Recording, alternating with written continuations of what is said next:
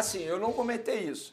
Beleza, muita gente vai dizer assim, era uma bola indefensável. Essa é a pergunta agora, Venê. Gente, não dá. A briga ia pra esse lado. Olha A gente só. vai brigar aqui. Vamos, peraí, não dá. Não Venê, dá. calma aí. Por favor, a primeira frase aqui. Qual é a primeira frase? Fala, nação, sejam muito bem-vindos mais uma vez aqui ao nosso canal com notícias diárias sobre o Flamengo. Então já deixe seu like, se inscreva aqui no nosso canal, ative o sininho das notificações, se você puder também compartilhe nossos vídeos com seus amigos. Agora vamos direto aqui para o vídeo. O que aconteceu com o Flamengo? Boa tarde, Fernanda Boa Maia. tarde, Boa tarde, Pedrosa, Lucas Pedrosa. Venê. Boa tarde a todo mundo que está nos assistindo aí. Fernanda Maia, num contexto geral, se alguém me parasse na rua assim e falasse assim, poxa, Venê, o Flamengo conseguiu um empate fora de casa na Argentina diante de um time que é um time poderoso, um time conhecido no cenário argentino, eu ia ficar extremamente feliz. Só que se a gente for analisar tudo o que aconteceu dentro do jogo, é um empate com gosto de muita derrota. Para quem não sabe, o Flamengo jogou com a mais por quase 50 minutos. Só saiu na frente no placar.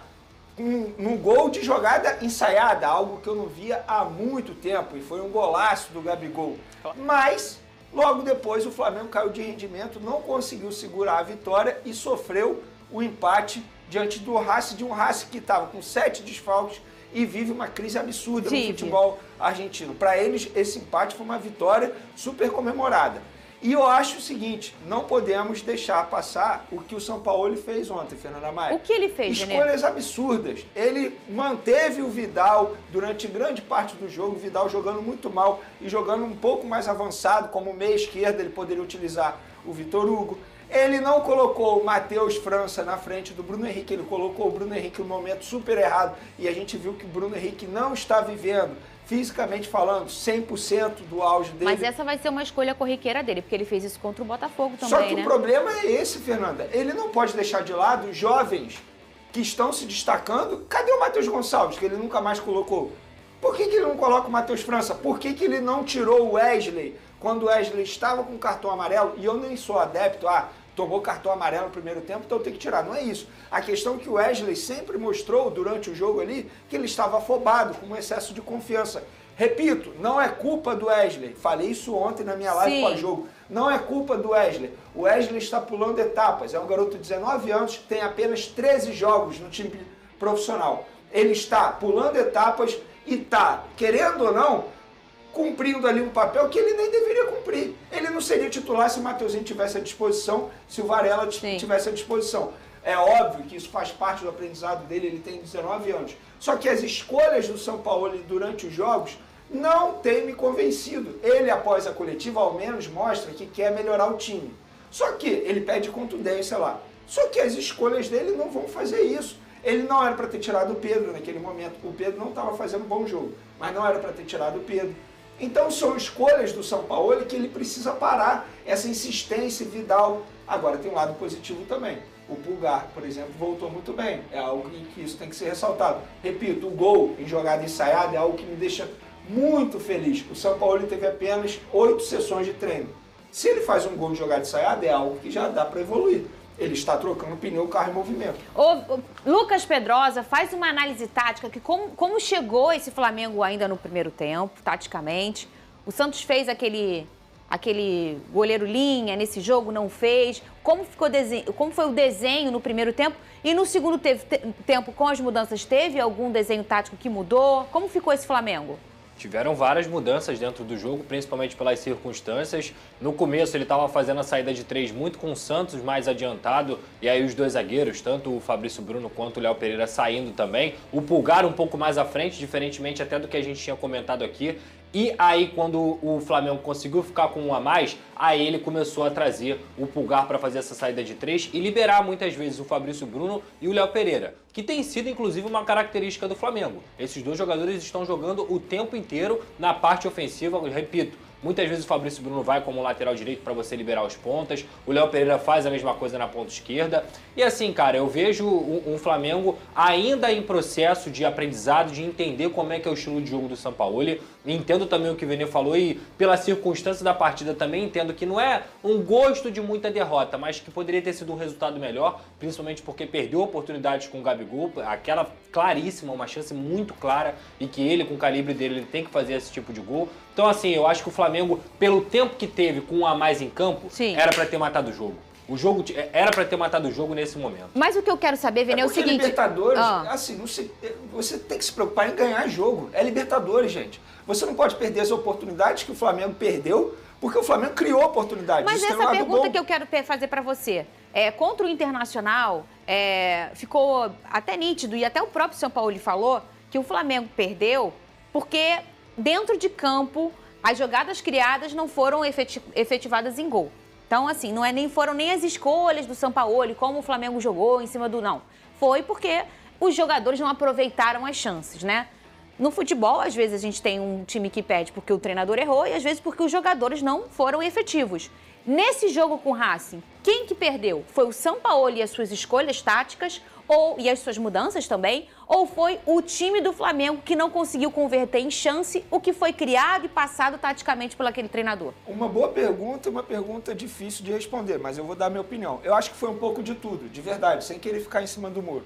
As escolhas do Sampaoli durante... Outro ponto, Thiago Maia jogando muito mal, por que ele não dá oportunidade ao Igor Jesus, por exemplo?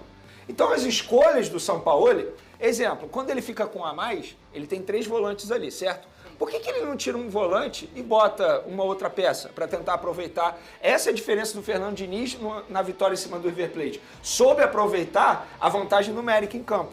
Ontem o São Paulo não soube aproveitar essa oportunidade. Tudo bem, mesmo assim, mesmo não jogando bem, criou oportunidades dentro de campo, mas os jogadores não conseguiram converter as oportunidades. Então é um pouco de tudo. De fato, o São Paulo ele não tem culpa se o Gabigol perde um gol debaixo da trave.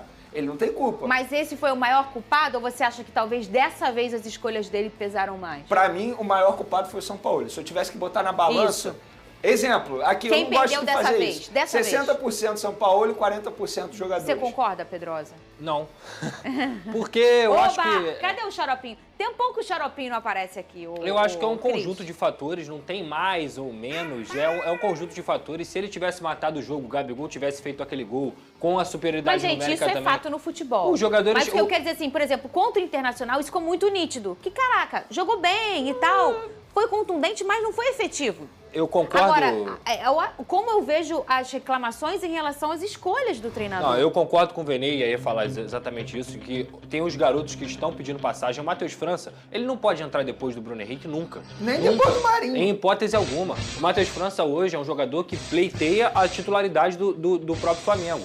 O Matheus Gonçalves deveria ter mais oportunidade. O Everton Cebolinha, que por mais que não viva uma grande fase, ele não pode entrar depois do Bruno Henrique. Eu acho assim, tá muito claro que o Bruno Henrique precisa entrar muito aos poucos e em situações confortáveis. Ele não pode de forma alguma entrar numa situação de com o Racing você tem que ganhar do Racing, porque ele claramente não é mais aquele jogador, aliás, vou melhorar, ele não está sendo aquele jogador que a gente está acostumado e isso é normal. O cara teve uma lesão multiligamentar, ele não vai voltar 100% agora. E digo mais, o Arrascaeta entrou muito mais pelo nome, porque por meritocracia também não deveria ter entrado. É um jogador que claramente tem qualidade física, técnica, mas também não era o momento de você colocar ele. Será que não, Pedro? Não era o momento de você colocar ele.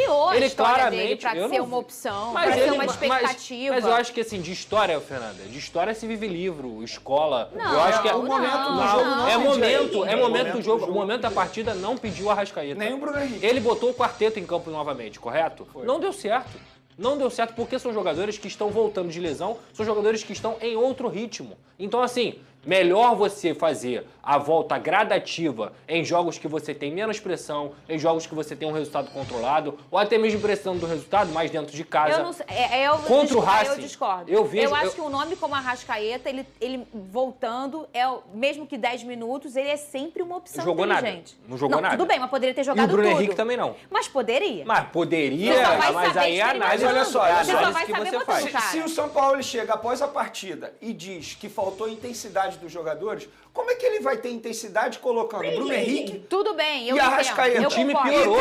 E tendo Matheus França, que tá voando na temporada, eu não concordo, absurda. Por exemplo, o Bruno. Ele já está apresentando, ele já entrou em outros jogos, já se viu que vai demorar ainda. E para um jogo importante como esse, você vai colocar um garoto que está pedindo passagem. O Marinho não tá acontecendo, e já tem tempo. Ele jogou bem o primeiro jogo com o Sampaoli e depois não jogou mais. Então, já não tá na frente do Matheus, o Marinho. Não tá nenhum Matheus. Agora, o Arrascaeta, eu acho ele um ponto fora da curva.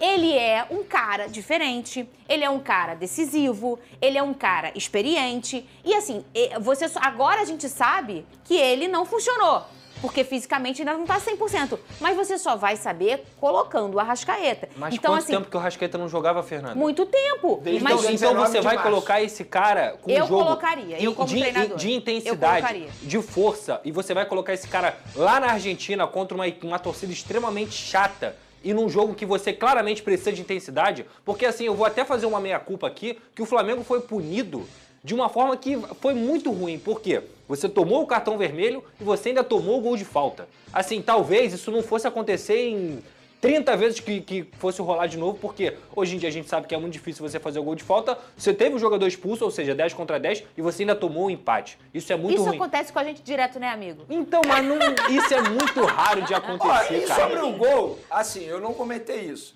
Beleza, muita gente vai dizer assim, era uma bola indefensável. Essa é a pergunta agora, Venê. Gente, Pô, não A dá. briga ia pra esse lado. Olha A gente só. vai brigar aqui. Vamos, peraí, só um minutinho. Não Venê, dá. Calma aí. Por favor, a primeira frase aqui. Qual é a primeira frase que tá?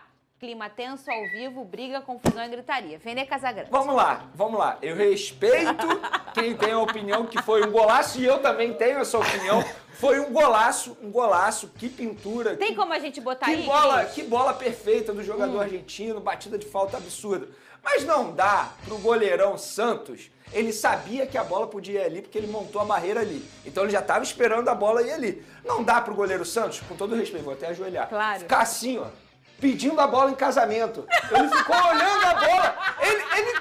Gente, não dá. Cadê Você, a câmera? olha só, Faz você de novo, ao menos, por favor. você ao menos tem que pular na bola. Ao menos você tenta. Tem que pular. Porque, olha só, a partir do momento, eu não o sou famoso goleiro, saiu na mas foto. eu jogava pelada, tá? Eu jogava pelada, me aposentei, coisa e tal. Mas se eu sou goleiro, eu boto a barreira ali, daquele lado, e o cara vai bater lá. Eu tô, teoricamente, esperando. Processo natural do São Paulo. Calma, Bubu, vai engasgar. Nossa, tá bonita com essa caneca do Yoda. É o mestre, eu participei de Abel ontem, é o mestre Yoda, Tá mas é o bonito. mestre Abel. Não, põe de novo aí pra você tomar. Olha como fica bonito, olha lá ele tomando, olha. Nossa senhora. Com É doce de pitoresca leite. essa imagem, né? O mestre Abel, meu mestre Abel. O que salva é o Yoda. Vai lá. Não, eu acho que assim, é um processo natural do São Paulo. O São Paulo é totalmente diferente do Vitor Pereira. Outra coisa. Ponto 1. É totalmente diferente. O sistema de jogo é totalmente diferente. Intensidade, posicionamento de jogadores e tal. O que está acontecendo com o São Paulo? Ele está conhecendo os jogadores do Flamengo. Natural. Um processo natural que todos os treinadores que se tivessem entrado ou tivessem no lugar do São Paulo iriam fazer isso. Agora, tem uns que iriam talvez acertar o time um pouco mais rápido pelo conhecimento dos jogadores, pela proximidade do sistema tático. Lembra o Dorival o ano passado? Lembro, rapidinho. O Dorival, não, Dorival demorou acho que 3 jogos. Mas 3 jogos já Não, foi. mas ele colocou 3 jogos, ele colocou todo mundo pra jogar. Que ele estreou contra o Internacional com aquele time que tanto falava. Pega esse time aí pra vocês, vê se dá certo. Acho que foram 3 jogos. Por aí. Ele colocou todo mundo pra jogar. Só que o Dorival já conhecia o sistema de jogo, já tinha enfrentado esses jogadores. Mas o São Paulo, sim, mas o Dorival tem uma certa vantagem porque ele se adapta ao sistema, se adaptou à qualidade que os jogadores poderiam apresentar. O São Paulo não. O São Paulo está colocando o sistema dele, né, para que os jogadores se adaptem Ele a está isso. sendo incoerente com o que ele falou na coletiva de apresentação. É só ver a maioria dos jogos. Qual foi o sistema que se repetiu? O próprio Bubu falou aqui. Começou com 3 zagueiros, começou com 4. O Ayrton Lucas não de lateral, mas o Ayrton Lucas por dentro. As variações que ele procurou colocar, mas de acordo com o que ele pensava o jogo. No jogo contra o Inter era muito claro. 2 zagueiros, né? Acho que eram 2 ou 3 zagueiros. 2 zagueiros, acho. Eu sei que ficavam com 3. Muda bastante. Ficavam com 3 homens ali. Né? E todo mundo lá na frente posicional, do jeito que ele queria, né? Com o Gerson um pouquinho mais de mobilidade. Eu vejo um processo natural de conhecimento de elenco, identificação de quais jogadores serão, eles estão sendo avaliados, quais jogadores cairão melhor. Por exemplo, sistema com 4. O Pulgar foi muito bem, protege bem. Vidal já não foi tão bem.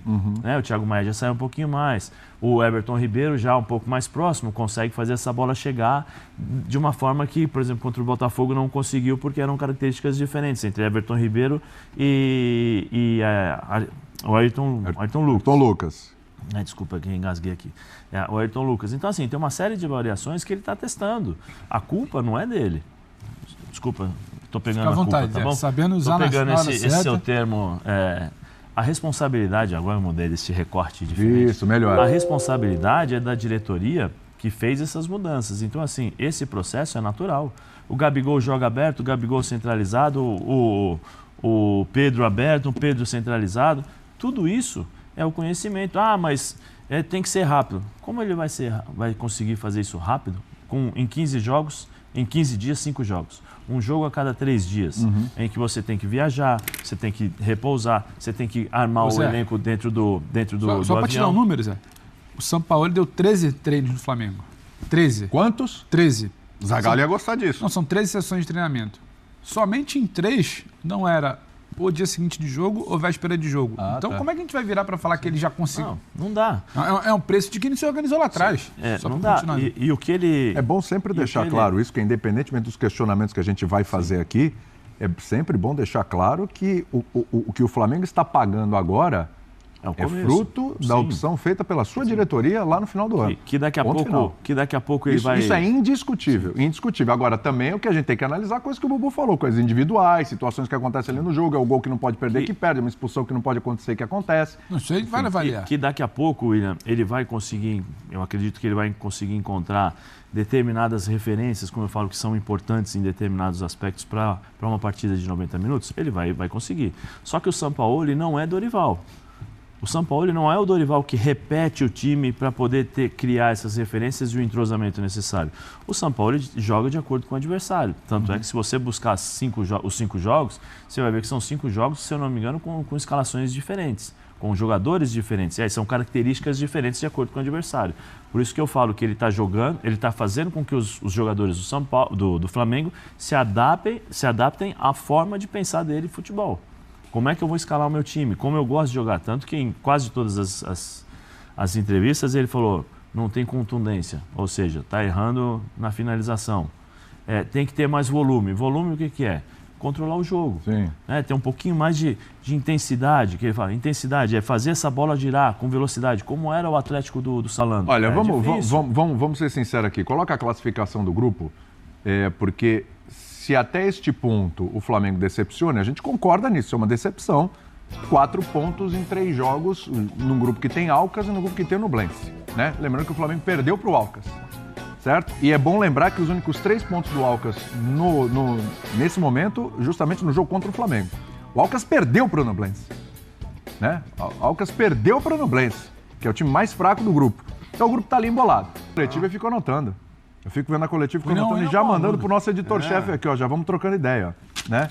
Que o Flamengo deixou de jogar. Quero ver fazer programa sem consulta. Não dá. Por quê? Eu quero ver fazer programa sem ver jogo, isso que eu quero. Esse é o grande desafio. Esse é o grande desafio. Olha que faz. Ó, Sampaoli disse que o Flamengo deixou de jogar no segundo tempo. É isso mesmo? Foi isso que a gente viu? O Flamengo abandonou o jogo no segundo tempo. É bom, o Flamengo deu um chute no alvo, o jogo todo. Um chute no alvo. Sim. Bola na trave conta como finalização errada. Tem uma bola na trave. Mas aí não dá para isentar o Sampaoli. Porque aí ele tem que cobrar os jogadores. Então, é isso que eu quero chegar. É o jeito dele maluco de ser lá no banco, ele tem que fazer isso. Como é que o time larga um jogo, larga 50 minutos de jogo e não tem uma... Você tá em Avejaneiro, um homem a mais. Você fez 1-0 no final do primeiro tempo. Como é que você larga o jogo? Qual é o seu papo no intervalo?